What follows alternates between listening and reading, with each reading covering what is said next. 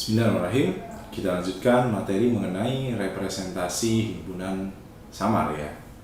Jadi dalam video kali ini saya akan membahas mengenai bagaimanakah himpunan samar itu kita representasikan menjadi salah satu sifatnya. Ya. Dan salah satu sifat yang akan saya gunakan yaitu adalah alpha cut set atau potongan alfa dan alpha strong cut set. Jadi sebelumnya ada yang masih ingat gak atau ada yang sudah paham belum mengenai himpunan alpha cut atau himpunan alpha strong cut ya.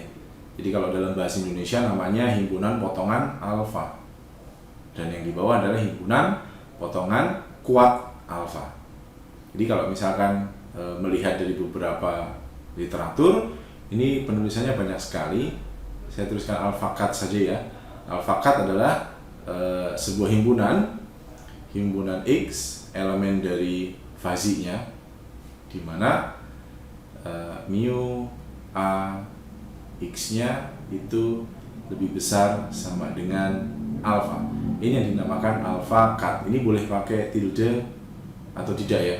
Saya tidak pakai tilde saja karena kita sudah terbiasa dengan himpunan fazi. Jadi kita sudah tidak ngomong himpunan klasik lagi. Kemudian kalau misalkan saya punya alpha strong cut, berarti apa? Berarti himpunan X elemen fazinya di mana mu a X-nya itu lebih dari alfa. Jadi bedanya hanya kalau alpha cut itu merupakan himpunan yang lebih besar dari sama dengan, ada sama dengannya. Tapi kalau alpha strong cut ya atau potongan kuat itu tanpa ada sama dengannya. Nah, pada video kali ini saya akan menjelaskan mengenai penggunaan dari alpha cut dan alpha strong cut dalam teori himpunan fazinya, di mana ternyata ini juga berfungsi untuk merepresentasikan himpunan samar atau himpunan fazi. Jadi setiap himpunan, jadi kalau saya tulis di sini adalah setiap himpunan samar ya itu dapat direpresentasikan, atau saya tulis sini direpresentasikan secara tunggal gitu oleh keluarga setiap alpha strong cut ya. Jadi ternyata setiap himpunan samar atau setiap himpunan fazi itu dapat direpresentasikan secara tunggal. Jadi hanya tunggal ya, tidak ada bentuk lainnya oleh keluarga setiap alpha strong cut. Nah, maksudnya gimana? Maksudnya itu kita masuk ke dalam suatu contoh saja. Misalkan saya punya sebuah himpunan A yang isinya adalah misalkan ada A, kemudian saya beri 0,2, saya pakai ini aja pembatasnya. Kemudian ada B, saya beri pembatas 0,4. Kemudian ada C, ya saya urut saja ya. Kemudian ada D 0,8 dan E adalah 1. Nah, di sini saya bisa membuat alpha cut setnya. Jadi alpha cut setnya dari A. Oh ya, saya belum menuliskan ya. Jadi kalau misalkan saya punya alpha cut dari A, itu ditulisnya adalah A alpha. Jadi intinya definisi yang tadi itu saya tuliskan lagi. Ini ya, di mu a X-nya lebih besar sama dengan alpha. Itu ya. Jadi kalau misalkan seperti ini, maka saya punya, nah ada alpha 0,2, alpha 0,4, 0,6, 0,8 dan 1. Jadi intinya adalah ketika saya menuliskan A 0,2, berarti saya harus mencari nilai dari A, B, C, D, E gitu ya. Jadi kalau misalkan X elemen dari A di mana mu AX nya itu lebih besar sama dengan 0,2. Ada nggak yang lebih besar dari 0,2? Ada. Yaitu apa? Yaitu ada A, ada B, ada C, ada D, dan ada E. Jadi bagaimana saya menulisnya? Berarti saya menulisnya cukup dengan A, B, C, D, dan E. Oh, berarti anggota dari A 0,2 ya, atau alfa cut dari A ya itu. Atau 0,2 cut A ya, itu adalah seperti ini. Demikian pula kalau saya mengatakan A 0,4, berarti apa?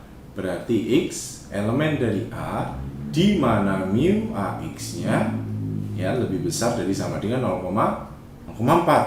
Berarti yang mana? Oh, berarti adalah yang mulai dari mana? Mulai dari yang B ya.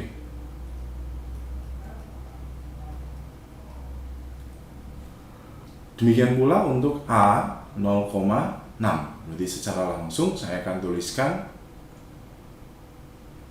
begini. Lalu ada A 0,8 ya, dan yang terakhir ada, saya tulis di sini saja, A1. Berarti A1 adalah E. Nah, jadi ini adalah isi dari himpunan cut set ya, alpha cut set. Kalau alfanya dikasih 0,2, jika himpunan fasinya seperti ini maka dapatnya adalah ABCDE. Lalu kalau 0,4 berarti BCDE, dan seterusnya. Nah, ketika kita berbicara mengenai himpunan samar atau himpunan fasi, itu adalah himpunan yang disertai dengan fungsi keanggotaannya, ya kan? Berarti kalau saya hanya menulis seperti ini, gitu ya, gitu kan ya? Kalau saya hanya menulis seperti ini, itu kan berarti bukan bilangan fasi, betul tak? Ini hanya himpunan klasik biasa. Ini juga himpunan klasik, Jadi menandakan bahwa sekarang himpunan A 0,2 kita buat dia menjadi fasi. Dengan cara apa? Dengan cara kita kembalikan ke A awal di sini. Nah, karena ini A, B, C, D, E itu adalah nyata ada, maka di sini tulisannya adalah A1 ya, B1, C1 ya. Kemudian saya tulis di sini D1 dan E1. Nah, masih ingat ya cara membentuk dari himpunan klasik menjadi himpunan fasi. Demikian pula untuk yang nanti A1 ini. A1 berarti apa? Ini berarti A-nya 0, B-nya 0, gitu tak? Kemudian C-nya 0, D-nya 0, sedangkan E-nya adalah 1. Oke, nah sekarang misalkan kita akan membuat ini menjadi sebuah himpunan fasi. Jadi masing-masing potongan ini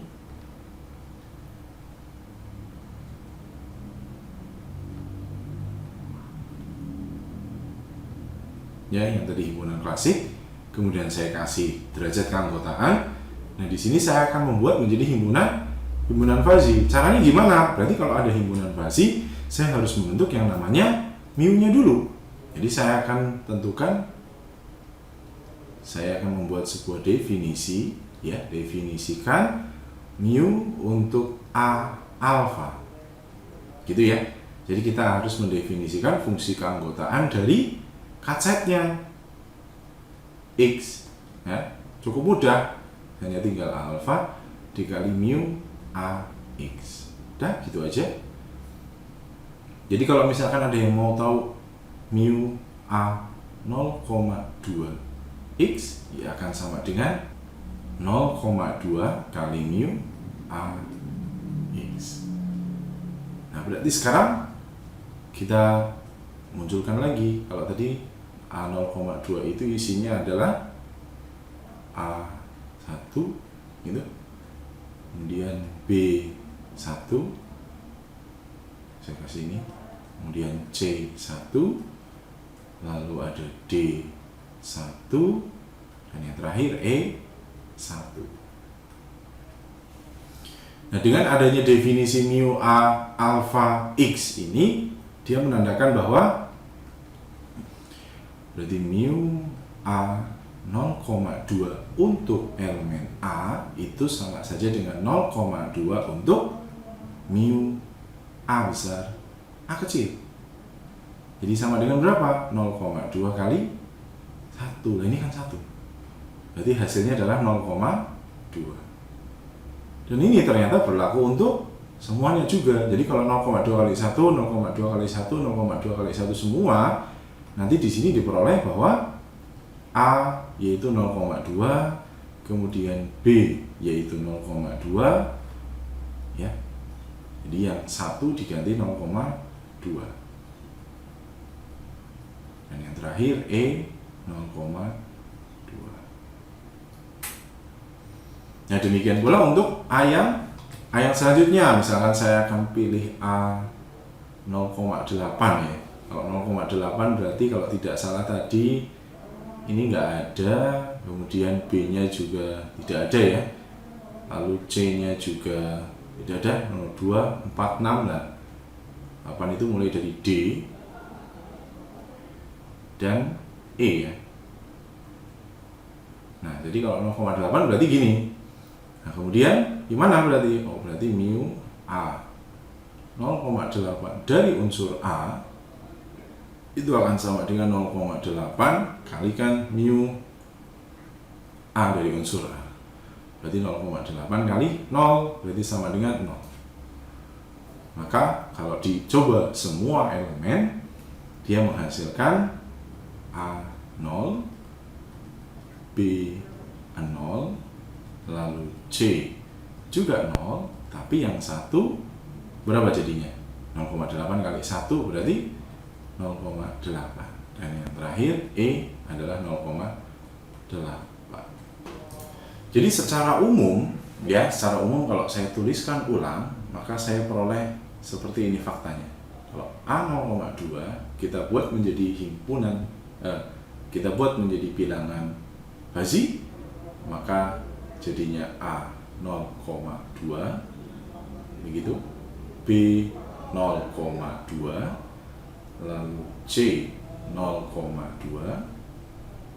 gitu, D 0,2 dan E 0,2.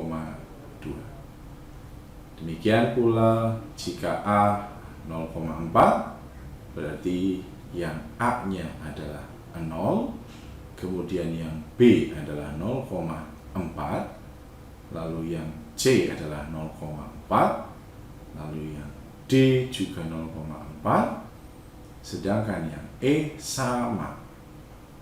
Sudah mulai itu ya, paham polanya ya. Jadi kalau 0,6, jadi yang nilainya 0, ya dia akan tetap 0.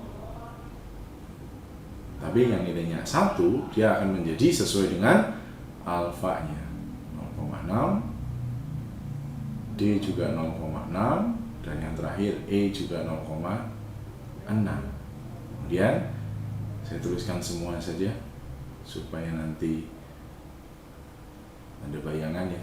A-nya tetap 0, B-nya 0, C-nya 0 sekarang ya, lalu D-nya adalah 0,8, E-nya juga 0,8, dan yang terakhir berarti A1 itu akan sama dengan A0, kemudian B0, lalu C-nya juga 0, ternyata D-nya juga 0, dan yang terakhir E-nya adalah 1.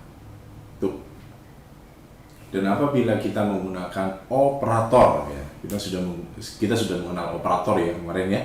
Dan apabila kita gabungkan semua cut setnya, ingat ya, kita gabungkan semua cut setnya, artinya apa? Artinya kalau saya punya tadi A 0,2 digabung dengan A 0,4 digabung dengan A 0,6 digabung dengan A 0,8 dan digabung dengan A 1, kira-kira apa hasilnya?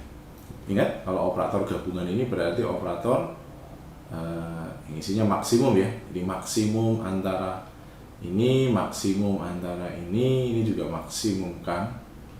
Jadi misalkan saya akan contohkan ya, contohnya. Jadi kan saya punya A ini ada banyak nih, ada 0, 0, 0, 0, 0,2. Berarti maksimum dari A kecil berapa? Maksimum dari A kecil adalah 0,2. Nah, di sini saya tulis. Jadi akan sama dengan kalau A kecil adalah 0,2. Terus kalau B kecil gimana? Kita maksimumkan. B kecil, yuk ada 0,2 sama 0,4 sama 0,00. Berarti 0,4. Gitu ya. Berarti C bisa ditebak 0,6. Kemudian D 0,8. Dan yang terakhir E adalah 1. Nah, yuk coba ya. E ada 0,2, 0,4, 6, 8, 1. Jelas yang paling besar adalah yang 1. Dan ternyata apa faktanya? Berarti gabungan dari ini semua adalah himpunan fazi A itu sendiri. Dan proses ini kita namakan sebagai dekomposisi dari A. Nah, itu yang namanya representasi himpunan fazi atau samar. Nah, hal ini langsung ditetapkan dalam suatu teorema ya, teoremanya namanya teorema dekomposisi.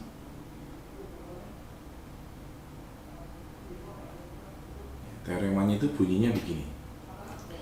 Misalkan A himpunan fazi gitu ya, dalam ya kita tulis bilangan real saja. Maka A itu sama dengan gabungan dari semua A alfa. Jadi cut set dari A ya, kalau saya gabungkan semua itu akan menghasilkan A itu sendiri dengan alfanya bebas dari 0 sampai 1 gitu. Jadi itu yang namanya teorema dekomposisi. Artinya jadi setiap saya punya himpunan fazi, saya bisa pecah-pecah ini menjadi suatu himpunan cut setnya.